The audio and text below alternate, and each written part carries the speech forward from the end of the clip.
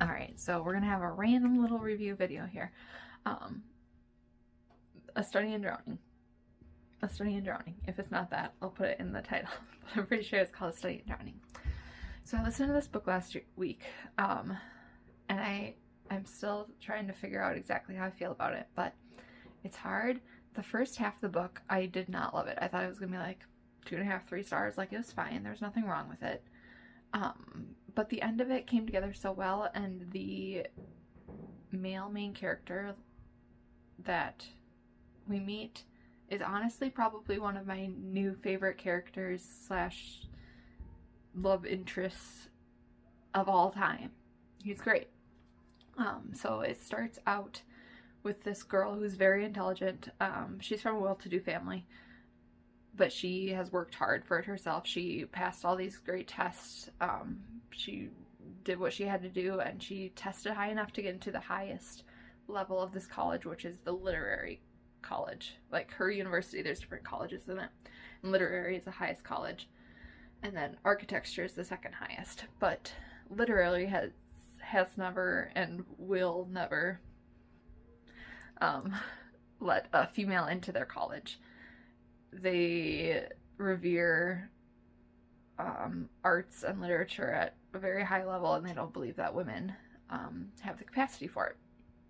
And so she had to settle for architecture, which she doesn't love, but it's the best she can do, so she's just doing what she can to make her way through there. And as the book starts out, she's been harassed and assaulted, I believe. They don't go into details about it, but from what you kind of figure out, one of her teachers, her professors, has made advances toward her and then spread rumors around, and the whole college knows about it, and they all think that she is sleeping with this professor to get good grades, which she's not. But now she's looked down as the only female in the college who's now sleeping with the professor to get good grades. But then there's a contest that comes up, and her very favorite author died 6 months ago, and now his son is wanting to redo their estate. So there's a contest that was for architects, like students and like full architects, whatever, to come to this estate and try and remodel it. And so she enters and she wins. And so everybody's telling her, don't go, you're an architecture student, there's something weird going on. But she goes anyways because she wants to prove herself. And so she goes down to this Lore 100, they call it. It's like this backcountry area on the side of a lake. And at the train station, there's nobody to pick her up. And she tries calling her mom, and her mom's like, no, you made your own mess. Deal with it yourself. So she's freaking out. And then she gets picked up finally by the chauffeur and brought to this house.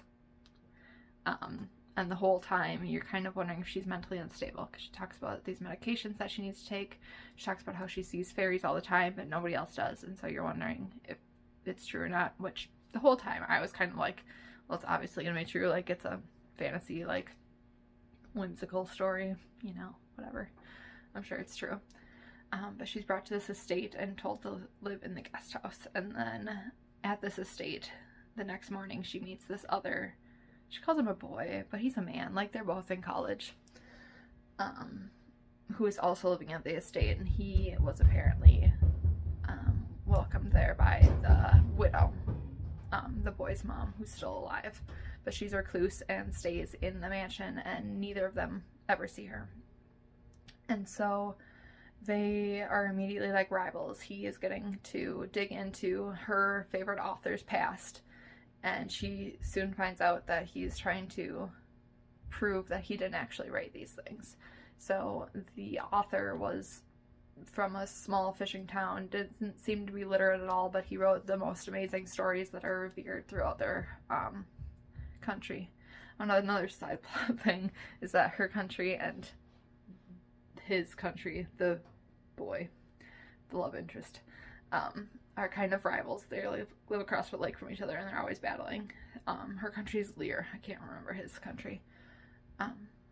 But Preston is his name, and he's from that country. His mom was from Lear, so he does have some ins to the culture, but she kind of doesn't trust him because he's trying to discredit her favorite author. But then the more she digs into it, the more she starts to believe him, and they kind of come up with this camaraderie together.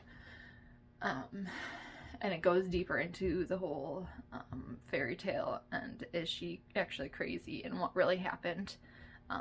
Did this author really write these things, or did he steal them from someone else? And I liked it. I liked the themes that she wrote into the end. I'm always, you know, the feminist in me is always up for a good old girl power story. And I liked how they wrote that into the end of it, but I just didn't like, I don't really like the main character is my issue. Like, I like what she did with the main character, I just didn't like the main character, now that I think about it. But the Preston, the male main character, is so great. He is a little bit rough around the edges, but he's very intelligent, very well learned. He knows what he wants, and he is determined to figure things out, but he's not willing to be proven wrong. Like, he agrees that if they find out that the author is who he says he is and he did it, then he will, you know, go back around and write the paper and say that he did it. You know, he is willing to be wrong, which I appreciate. And I mean, obviously, I don't remember what they describe him as, but they obviously say he's handsome, because I mean, what story doesn't have that?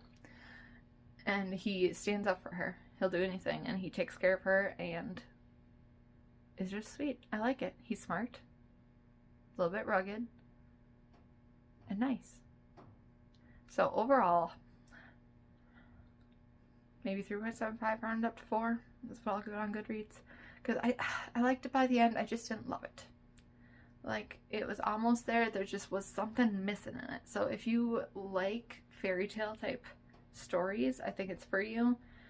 Fairy tale stories are iffy for me. They're hit or miss. And so I think that might be my issue. I'm not like a flowery read person. There's not all that much that goes on. You're just kind of discovering what happened in the past.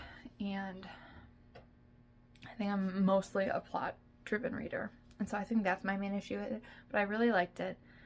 They had a lot of unique themes tied in, and yeah, it was good for the dark academia-ness. I think it would be a good read for like September. Like, not like spooky reads. It's not spooky at all, but it's got like some atmospheric stuff going on. So yeah, I liked it. If it sounds interesting, check it out. But the audiobook is also good because they have accents. I would say Preston is probably like Scottish, maybe, accent. I'm not great at distinguishing those things. And then the main character, I don't even remember her name, but she's English. Yeah. So yeah, I recommend it. Didn't love it, but I liked it.